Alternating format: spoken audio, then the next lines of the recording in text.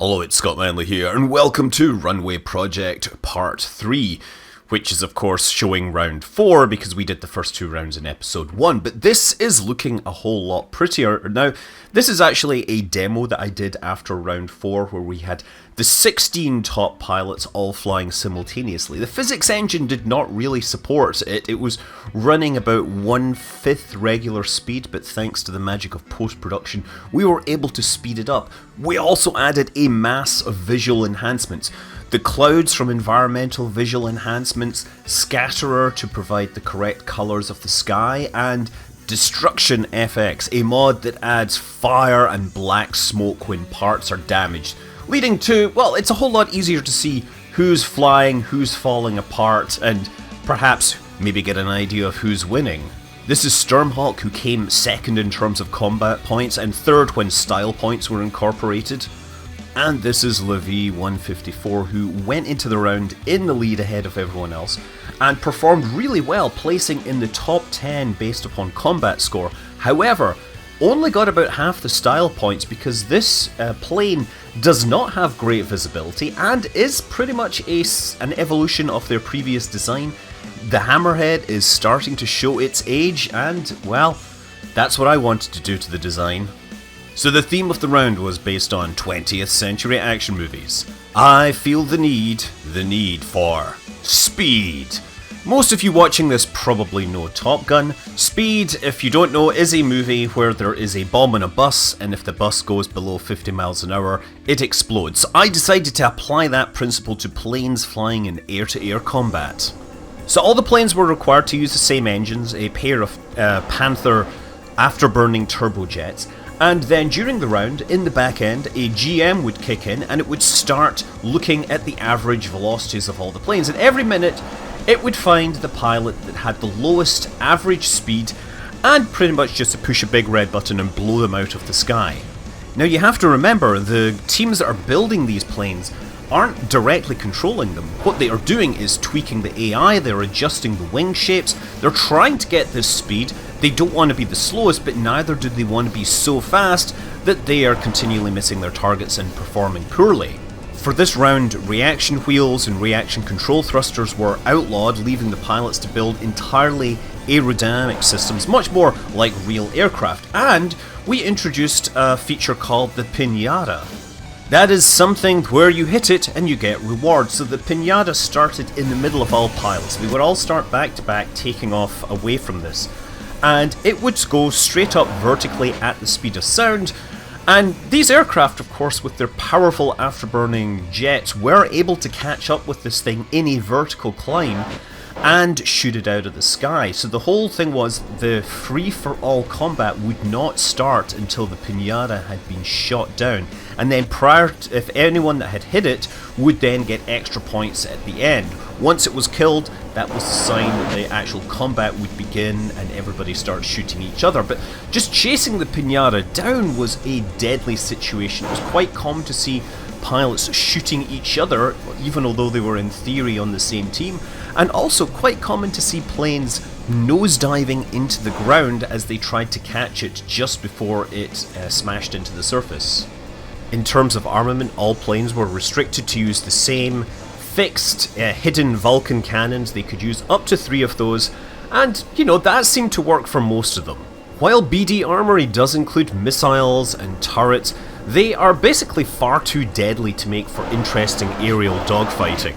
I mean, sure, you get points for killing your opponents, but as spectators we're far more interested in watching the aerial ballet as the planes turn and twist and dive and maneuver for position before finally making that kill.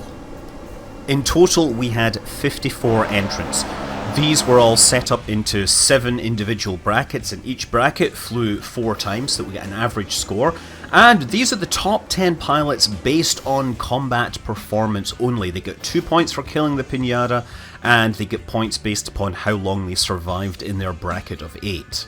But that's only 2/3 of the point. The other third came from straight up style and artistic endeavours. The plane had to look good, it had to do something interesting. Sometimes they just got lots of points for making a nice piece of art, and this is where the competition really started going into overdrive in terms of the submitted art quality. And while some entries were just nice filters and text, others, like Pushingrobot, decided to try to re-envisage their aircraft as, well, the subject of the lyrics to Don't Stop Me Now, which is coincidentally the theme for round 6, but you'll find that out in a couple of episodes.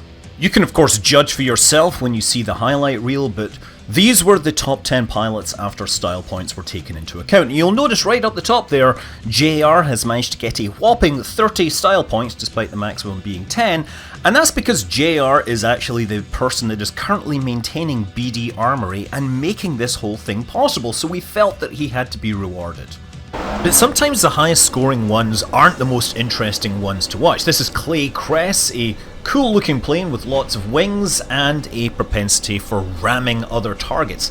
This was an accidental collision against the Pinata that of course helped the round start a bit more quickly, but yeah, he didn't have any air intakes after that and so ended up gliding slowly to the surface.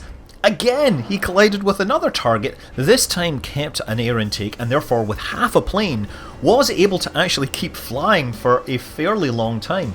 In particular, spent a bit of time engaging Debugger, at which point Debugger was picked out by the GM for flying too slowly and was eliminated. One particularly memorable finale was What Have I Done versus Timmy.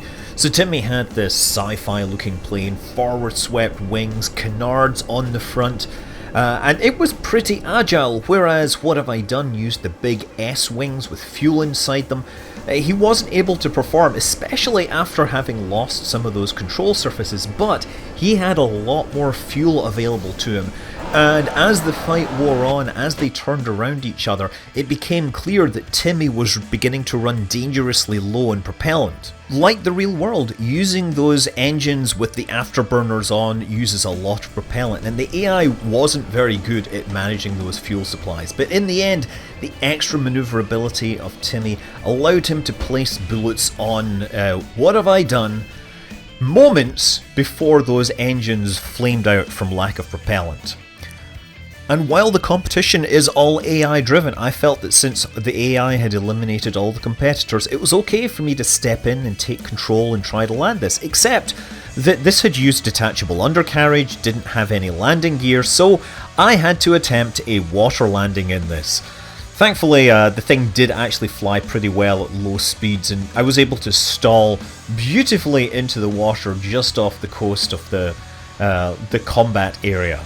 This was an accidental, unintended preview of round 5. And finally we have the aerospace equivalent of a plane spiking the ball and performing a victory dance. The demo round ended up with Ben Wild in his big delta wing plane versus XD the Great, who likes to build sandwich shaped planes because he's strange, I guess. And XD's plane was nice, fast, and was able to turn a bit harder to the point where it actually collided with Ben Wild and shattered his wings and won the round. At which point, XD was of course spinning out of control because he had suffered severe damage to his control surfaces, but even with the engines working and the AI attempting to control things, he fell to the ground gently enough that he was able to sit on his head and break dance on the ice of the arena, sending out smoke spirals to all his fans out there. Both of those pilots moved up in the overall rankings. Levi 154 remains at the top. There are 6 pilots that have flown in all 4 rounds and 9 who have only flown in 3 of the rounds. And yeah, I mean, you can see that Pushingrobot is really pushing up the charts along with Teflon Mike, while Chunkmaster Blast barely holds on to a top 15 position. The next one below him is of course JR, who got a lot of style points. So that was round 4, I will be back with round 5, and of course, here's a highlight reel showing the best booming and zooming in the skies above the poles of Kerbin. I'm Scott Manley, fly safe.